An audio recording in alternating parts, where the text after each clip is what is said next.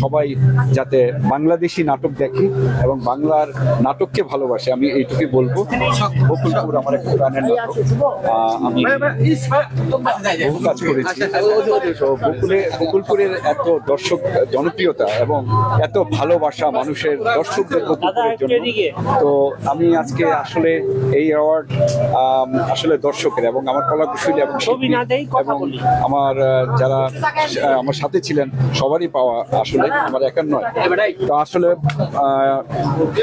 আসলে পুরস্কার হচ্ছে একটা আনন্দের এবং এটা আসলে ভালো লাগার। তো আসলে দীপ্ত টেলিভিশন যে আয়োজন করে প্রতি বছর, এটা অত্যন্ত ভালো লাগার এবং সবাই যাতে বাংলাদেশি নাটক দেখে এবং বাংলার নাটককে ভালোবাসে, আমি এইটুকুই বলবো। এবং সবাই আমার জন্য দোয়া করবেন। বকুলপুরের দর্শক যারা আসছে, যারা শিল্পী, যারা কলাকুশলী, যারা স্ক্রিপ্ট লিখেছেন, প্রডিউসার, সকলকে আমার তরফ থেকে ভালোবাসা এবং শুভেচ্ছা। Thank you very much. একটা জিনিস লাস্ট জানতে যাবো আপনার কাছে, 2024 সালটা আমাদের বিভিন্ন রকম আপস এন্ড ডাউনস কেটেছে।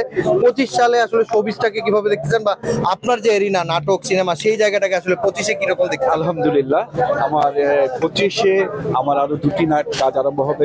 আপনারা হয়তো শুনেছেন কিছুক্ষণ আগে অ্যানাউন্স হয়েছে যে বকুলপুর সিজন 3 হবে। তো আমি 25-এ সিজন 3 আরম্ভ করব এবং আরো দুটি নাটকের কথা চলছে এবং আমার মোটামুটি 2-3টা সিরিয়াল রানিং থাকবে 25-এ। ইনশাল্লাহ ভালো হবে, ইনশাল্লাহ ভালো যাবে আশা করছি। 25-এ আশা করছি এবং সুন্দর পরিবেশে আমরা কাজ করব এবং সামনের দিনগুলো আরো অনেক সুন্দরভাবে কাজ করব, এই আশাই আমি করি এবং ইনশাল্লাহ আমরা 25-এ সুন্দরভাবেই কাজ করব। এটা আপনাদের সবার দোয়া, সবার ভালোবাসা, ইনশাল্লাহ করে যেতে পারবো। থ্যাংক ইউ ভাই, থ্যাংক ইউ।